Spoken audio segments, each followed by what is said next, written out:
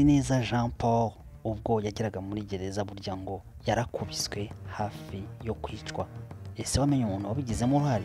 Kurikira wumve neza wabigizemo uruhare. Yaje abahantu ufungiye ahubwo ntazi misiya. Uko byagenze nta kundi nuko uyu mugabo witwa Nzirorera Aimable wagiye umenyekana mu bihe bitandukanye, amenyekana bujyanye naho gushaka kuyobora irushanwa ryateguraga abahanzi ba gospel, ndetse akaza no kumenyekana no mu kindi kibazo cyo kuba yarashatse guteranya abahanzi barimo Vestine ndetse na Dorcas, abateranya kugira ngo bave kuri M Irene babashe kuba bamugana, avuga yuko M Irene arya bari abakobwa abahenda cyane. Rero uyu mugabo niwe waje kugira ni ikibazo na Jean Paul. Ese ikibazo cyabo bona cyaba cyarashingiraga kuki? Aho cyashingiraga nuko uyu Nkundineza Jean Paul yagiye akora inkuru zitandukanye zivuga kuri uyu mugabo, avuga yuko ari umunyamanyanga, nkaho yavuze yuko yabashije gukora amanyanga aho yinjije umuhanzi witwa Muhando Rose, amwinjije muri hoteli yitwa Classic. Iyo Rose Muhando bavamo batishyuye. Ibyo rero yabashije kubishyira ahagaragara. Si icyo gusa nuko nanone hari umukecuru ashatse kurigisa ubutaka uyu mugabo witwa Zizera Aimable. Rero ibi bintu byose byatumaga bakomeza kuba bagirana ibibazo. Uyu mugabo rero nawe yaje kujya muri gereza nk'uko na Jean Paul yaragiye muri gereza azira ibindi bibazo byo bijyanye na Bank Lambert.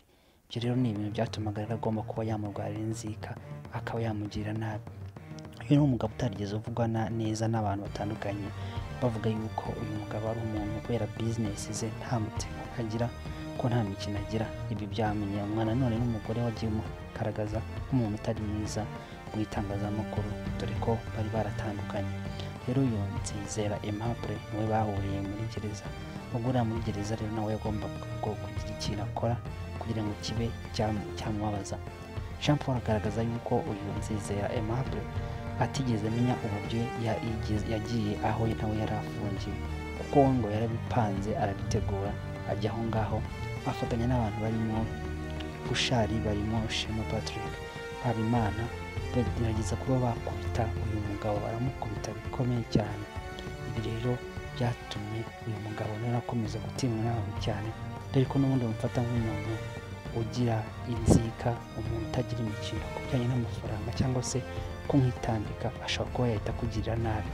Rero murumva ko yarwaye inzika Jean Paul avuga ko yagiye ahura n'ibibazo nk'ibyo ngibyo, kuko yagiye akora inkuru zitandukanye zakoraga ku bantu b'abashoramari ndetse n'abantu bafite imyanya ikomeye. Ibi byose byamutezaga ibibazo.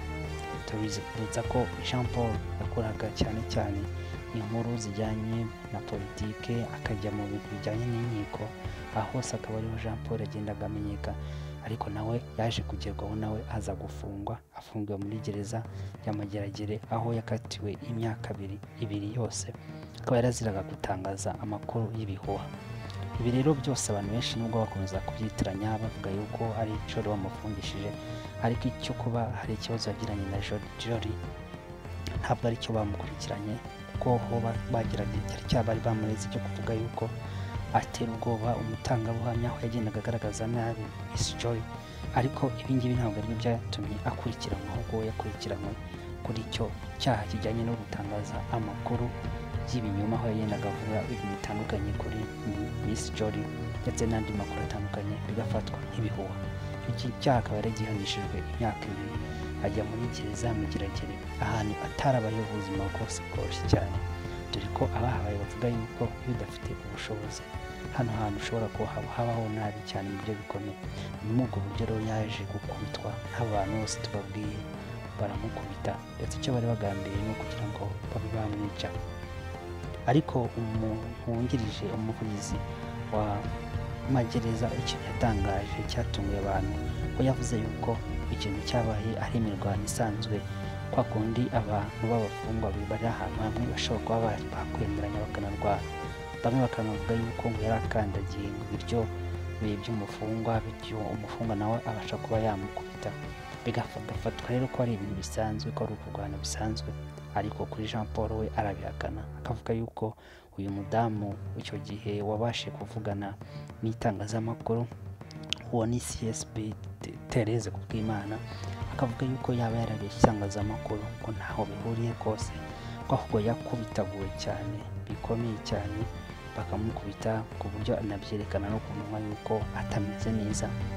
Akavuga rero yuko gereza yabashije guhisha ibimenyetso, dore ko anashimangira ko mu gihe yatahaga atigerageze agaragara afite imyenda ye yose, ibyo ntibatinyaga nuko ari busohokane imyenda ifite amaraso, bityo akaba yatanga ikirego. Ibyo ngibyo bikaza kuba byasebya gereza, ariko Jean Paul akavuga yuko byari kumufasha nk'ibimenyetso bigaragaza ko yakubiswe, noneho akaba yanasobanura n'uburyo yakubiswe ndetse n'abagiye bamukubita. Jean Paul akomeza ashimangira avuga yuko gereza ari gereza, ibyo kuvuga ngo ni igororero we abona ko atari ibyo rugororero, bitewe n'uko abona hari ibintu byinshi bitagenda bikosorwa, harimo gusura nk'abantu, kubazanira icyo barya, ko kera banakibazaniraga ariko kuko batakibazanira. Ibyo rero bikavuga yuko umuntu adashobora kuvuga yuko ahigororera. Ariko uyu munyamakuru ukunda gukora inkuru zitandukanye zirimo iz'ubutabera avuga yuko ku bantu bifashije babaho bita mu byiringiro, abo ngabo ni ahantu haba hari abantu bakomeye, barimo Bamporiki, barimo uwahoze ari minisitiri w'intebe Habumuremyi Damien n'abandi bantu bagiye bakomeye, ko abo ngabo baba bari ahantu heza, ko bo badashobora kuba bagenda bahura n'ibibazo bitandukanye, ko kuri bo rwose nta kibazo baba bafite, kuri bo ko bishobora kuba byakwitwa igororero. Ariko bakavuga yuko nta mpamvu yo kwita igororero mu gihe abona yuko n'ubundi kondisiyo zaho abona ko nta kintu kigize kiba cyahinduka.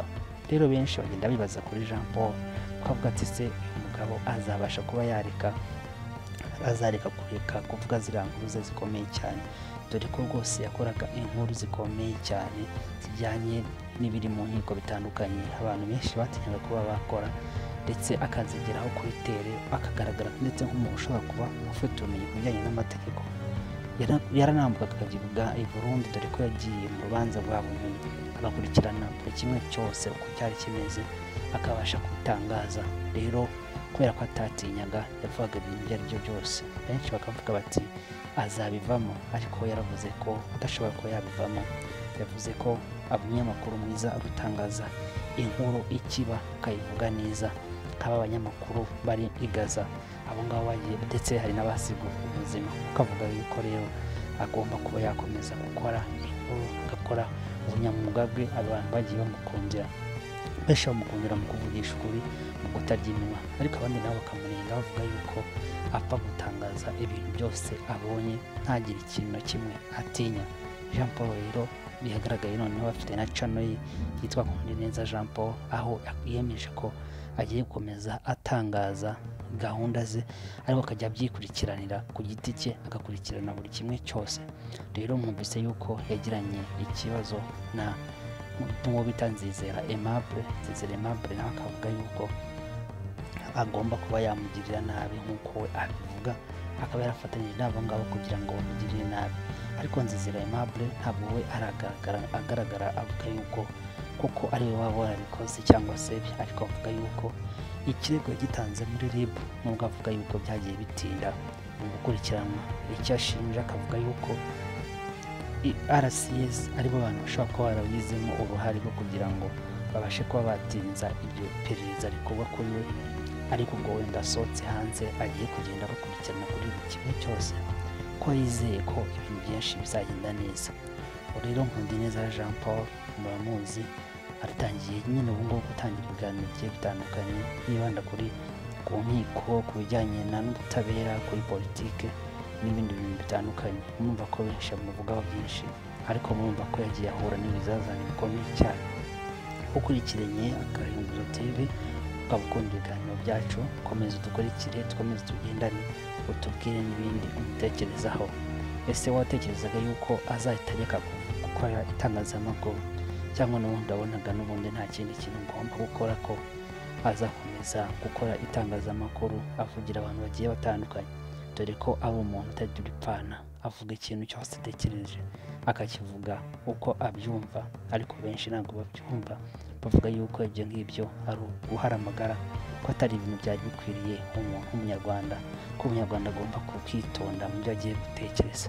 Ariko nakavuga ati ngomba kubwira umuntu ikintu, ikibyimba kikamenyeka, nkavuga uko ikintu kimeze. Uyu ni Nkundineza Jean Paul.